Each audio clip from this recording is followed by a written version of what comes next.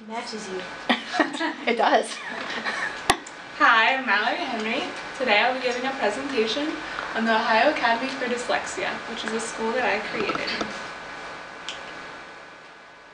I'd like to give you a brief overview of my presentation. First, I'm going to start by describing what dyslexia is, and hopefully that will give you a better understanding of why I'm creating my school.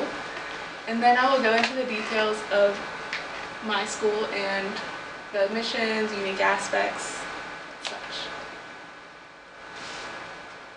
Okay, so we'll begin with what is dyslexia. It's commonly known as a learning disability and affects about 15% of the population. Often the most common struggle is with reading and spelling, but the problem originates in the way the brain processes the words. Another symptom may be attention focus, math and time management, coordination in handwriting. Oftentimes they have trouble telling the difference between rights and lefts, and self-esteem. Okay, now I already mentioned that dyslexia is a neurological condition which causes them to use a different part of their brain while reading, so I just want to better explain the difference. A typical brain will use three main areas on the left side, and they all work simultaneously. The red area in the front of the brain is used to sound out words. The blue area in the back of the brain is for analyzing words by pulling apart the syllables. And the third green area is for detecting word forms, which allows the reader to instantly recognize words and glide through sentences. The dyslexic brain has trouble with the second and third areas, which causes them to rely heavily on the front part sounding out words. They also compensate by using the right side of their brain for visual clues. But it's important to note that those with dyslexia can learn to improve their reading through multisensory intervention that breaks the words down so they can learn to use the left hemisphere more efficiently. So now I have a little question for you. Which of these celebrities do you think has dyslexia? Tom Cruise, Vince Vaughn, Jay Leno, or Jennifer Lawrence? There's more than one.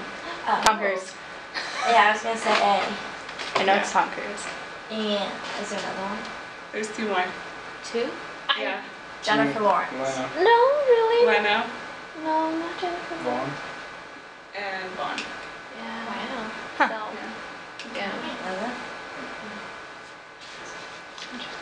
Okay, now I'm going to move on to my school. Some unique aspects of my school are that there will be a large emphasis on the learning to read effectively. Secondly, teachers will adjust their teaching style to better accommodate the students. And lastly, the learning environment will be very positive, not allowing students to feel dumb, but rather encourage them to find their unique gifts. My inspiration for the school comes from my sister.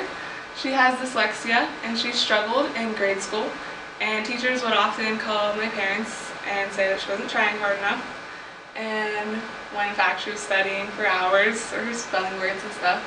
So in third grade she was properly diagnosed with dyslexia, but then she was given an IEP and she felt that it kind of held her back. So then in 7th grade she decided to drop her IEP, that way she could be in normal classes. And our mission is to produce students confident in themselves who are efficient in overcoming dyslexia and help them to blossom in order to reach their full potential. Dyslexia will not be viewed as a disability, but rather a challenge. The admission process at the Academy will always be open to new students from K through 12, and although dyslexia is not often caught early, according to Bright Solution for Dyslexia Incorporation, it can be detected 92% of the time in those ages 5 to 6 years old. So we encourage students to come for an interview and go through our screening process. Tuition will be free and classes will be traditional 8 to 3 Monday through Friday. The teaching style is the main difference between public school and my school. Teaching styles will be very hands-on with demonstrations, experiments, observation, and visual aids. For example, in grade school, the Davis Symbol Mastery Program will be used to help with reading.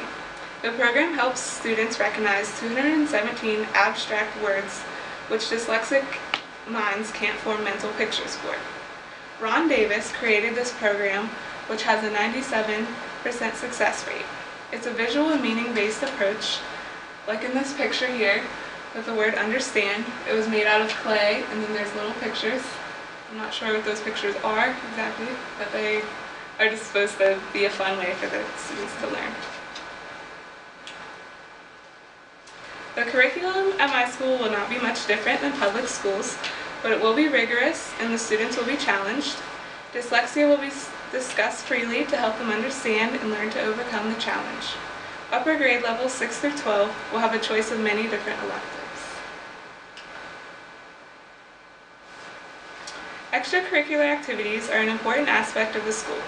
Students will be required to participate in community service and will be encouraged to find something they enjoy in order to build confidence. We will offer everything from sports to art, music, and theater.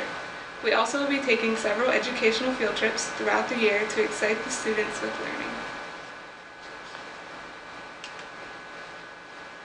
Our teachers at the Ohio Academy for Dyslexia will be required to go through an additional training to help them understand the dyslexic mind and how to implement teaching techniques. New teachers will also be assigned a mentor during their first year. And lastly, I would like to reiterate a few of my main points for starting the Ohio Academy for Dyslexia. It's critical that there is a school for students to reach their full potential, since 15% of the U.S. population has dyslexia. Students are being held back in public schools with IEPs, and our teaching styles are specifically proven to help students with dyslexia learn. My references? Any questions?